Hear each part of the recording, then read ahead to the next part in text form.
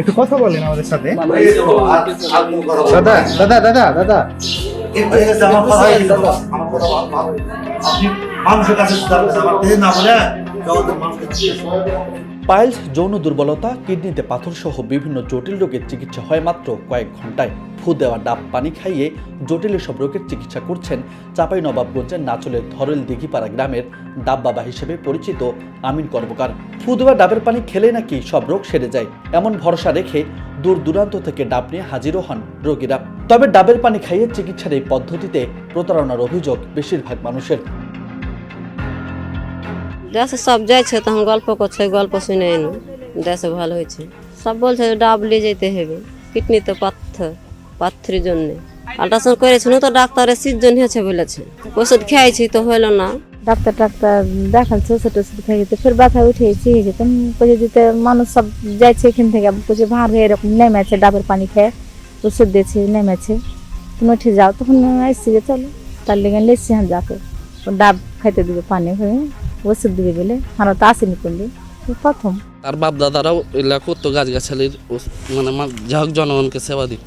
ওই সূত্রে সে এখন ওই সেবাটা দিয়ে যাচ্ছে। তো সে চাচ্ছিল না, তারপর জনগণ জোর করে কি আপনার দ্বারাতে যদি আমরা উপকার পাই তো করবেন না কেন, এই তো বিষয়টা না। সে গাছগাছালির দ্বারাতে দেখা যাচ্ছে যে মানুষের জন্ডিস, বুটাহারিস মানে অনেক কিছু প্রবলেমটা দেখা যাচ্ছে সেরে যায়, এই তো বিষয়টা। অভিযোগগুলোকে নিয়ে ডাব বাবার কেরামতির বিষয়ে খোঁজ নেয় বার্তা 24।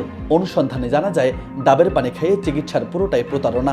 বিভিন্ন উপায় ব্যবহার করে দিনের পর দিন এসব প্রতারণা করে আসছে চাঁপাইনবাবগঞ্জের নাচল উপজেলার নিজামপুর ইউনিয়নের ধরবেল দিঘিপাড়া গ্রামের ডাব বাবা খ্যাত চিকিৎসক আমিন কর্মকার। এছাড়া অপচিকিৎসা করেই সরকারি খাস জমিতে গড়ে তুলেছেন আলিশান বাড়ি, এমন তথ্য মিলেছে বার্তা 24-এর অনুসন্ধানে। এসব অভিযোগের বিষয়ে ক্যামেরায় কথা বলতে না চাইলেও তার বিরুদ্ধে আনা অভিযোগ ষড়যন্ত্র বলে দাবি ডাব বাবা আমিন কর্মকারের। আমার বাপ দাদারা করতাম, পাত্রের জন্য দেখি, পাইলসের জন্য দেখি, রক্তহারিস বুটাহারিসের জন্য দেখি, অ্যাজমার জন্য দেখি, দুর্বলের জন্য দেখি। এই তো ভালো আছে আমার শিক্ষাগত যোগ্যতা, আমার ভালো আছে জানো।